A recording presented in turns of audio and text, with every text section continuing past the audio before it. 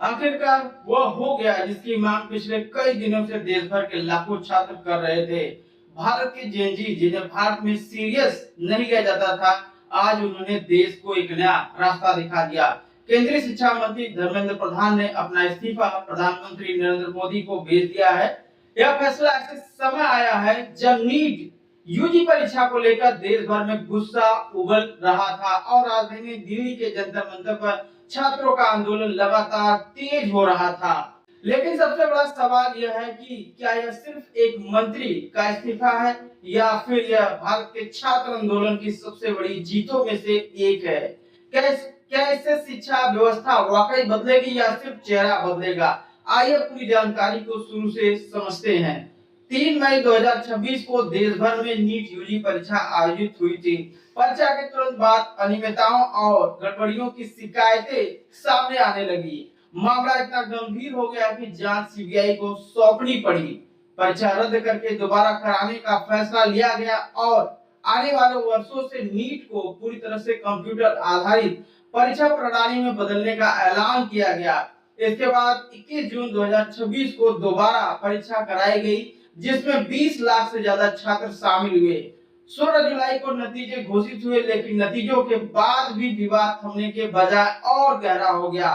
Paper leak से जुड़ी घटनाओं की वजह से 20 से ज्यादा छात्रों ने अपनी जान गंवा दी थी, जिसने पूरे देश को झकझोर दिया। धर्मेंद्र प्रधान के कार्यकाल में ही 2024 में भी परीक्षा लीक हुआ। मामला सुप्रीम कोर्ट तक गया। नतीजा मुख्य आरोपी को सीबीआई ने अभी क्लीन चिट दे दिया।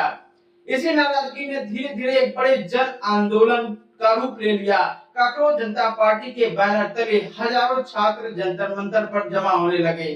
प्रदर्शन सिर्फ दिल्ली तक सीमित नहीं रहा। वाराणसी, पटना, कोलकाता, मुंबई, नागपुर जैसे 50 शहरों में छात्र सड़कों पर उतर आए।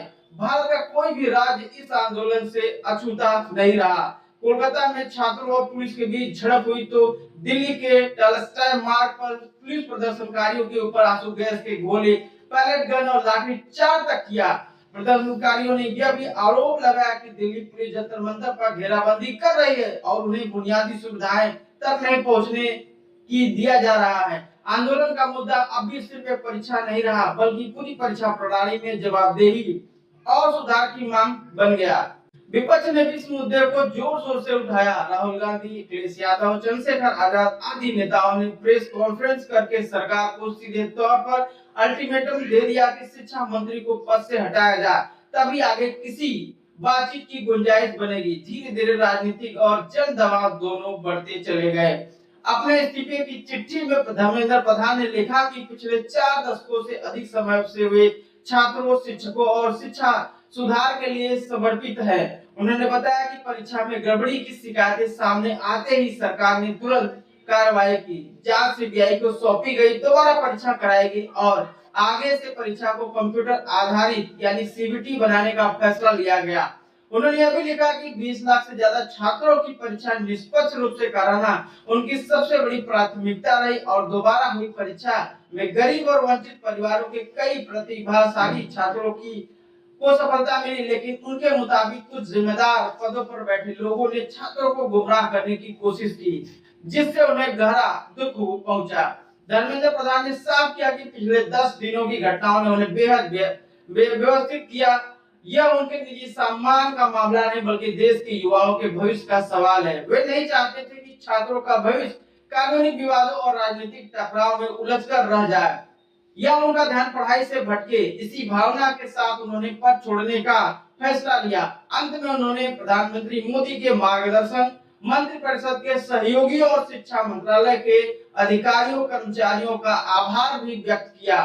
इस तरह की खबर सामने आते ही जंतर मंतर सहित देश भर के कई प्रदर्शन स्थलों पर छात्रों ने इसे आंदोलन की जीत बताया। विपक्षी दल यानी बीजेपी ने कहा कि यह जन दबाव का नतीजा है। हालांकि सरकार समर्थकों का कहना है कि यह कदम राजनीतिक तनाव कम करने और आगे सुधारों का रास्ता खोलने के लिए उठाया गया कदम है।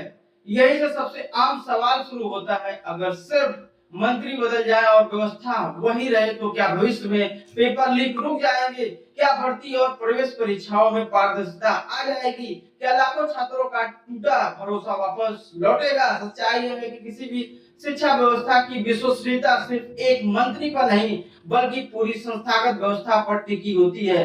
लेकिन यह डर है कि गलती होने पर इस्तीफा देना पड़ता है, आगे जवाबदेही और सुधार का रास्ता जरूर खोल सकता है। अब नए शिक्षा मंत्री के सामने कई बड़ी चुनौतियां होंगी। परीक्षा प्रणाली को पूरी तरह सुरक्षित कैसे बनाया जाए, पेपर लीक रोकने के लिए तकनीकी और कानूनी सुधार कैसे लागू हो, भर्ती और प्रवेश परीक्षाएं समय समय और निष्पक्ष तरीके से कैसे कराई जाए और छात्रों का टूटा हुआ भरोसा दोबारा कैसे जीता जाए। अगर इन सवालों के ठोस जवाब नहीं मिले तो अकेला इस्तीफा दीर्घकालिक समाधान साबित नहीं होगा। यह घटनाक्रम एक और अहम संदेश भी देता है, लोकतंत्र में शांतिपूर्ण जन दबाव और जनमत की अपनी ताकत होती है। जब बड़ी संख्या में नागरिक और छात्र किसी मुद्दे को लगातार उठाते हैं तो सरकारों को भी झुकना और फैसला लेना पड़ता है। लेकिन लोकतंत्र की असली परीक्षा उसके बाद होने वाले सुधारों में ही होती है। धर्मेंद्र प्रधान का इस्तीफा भारतीय राजनीति और शिक्षा व्यवस्था दोनों के लिए एक महत्वपूर्ण मील का पत्थर माना जाएगा। लेकिन इतिहास से किस रूप में याद रखेगा यह इस बात पर निर्भर करेगा कि आने वाले महीनों में परीक्षा प्रणाली सचमुच ज्यादा पारदर्शी बनती है या नहीं, छात्रों को न्याय मिलता है या नहीं और भविष्य में पेपर लीक जैसी घटनाएं रुकती है या कुछ समय बाद वही समस्याएं फिर सिर उठाती है। इन सभी सवालों के जवाब आने वाला समय ही देगा। आपकी क्या राय है? क्या सिर्फ शिक्षा मंत्री का इस्तीफा पर्याप्त है या अब पूरे परीक्षा तंत्र में बड़े बदलाव की जरूरत है? अपनी राय कमेंट बॉक्स में जरूर लिखिए। धन्यवाद।